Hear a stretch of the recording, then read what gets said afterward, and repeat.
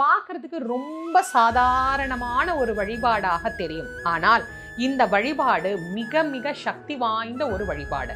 பரம ஏழையும் செய்வதற்கு வசதியாக இருக்கும் அப்படிங்கிறதுனால தான் இந்த வழிபாட்டை பெருமாள் உகந்து ஏற்றுக்கொள்கின்றார். எந்த வீட்டுல மாவிளக்கு போட்டு கோவிந்தான்னு பெருமாளை கூப்பிடுறாங்களோ அந்த வீட்டுக்கு பெருமாளே வந்து எழுந்தருளி அருள் புரிவார் அப்படிங்கிறது நிதர்சனமான உண்மை. நீண்ட காலமா ஒரு காரியம் நினைச்சுக்கிட்டே இருக்கிறோம், அது நடக்கல அப்படிங்கிறவங்க இந்த மாவிளக்கு வழிபாடு பண்ணலாம். நினைத்த காரியத்தை பெருமாள் நிறைவேற்றி தருவார். அதே போல நோய் இருக்கா, வறுமை இருக்கா, என்ன பிரச்சனை உங்களுக்கு இருக்கோ அந்த பிரச்சனை தீரணும் அப்படின்னு பெருமாள்கிட்ட பிரார்த்தனை பண்ணிக்கிட்டு இந்த வழிபாட்டை நீங்க செஞ்சீங்க அப்படின்னா நிச்சயமாக உங்களுக்கு அந்த வழிபாடு பலனுள்ளதாக இருக்கும்.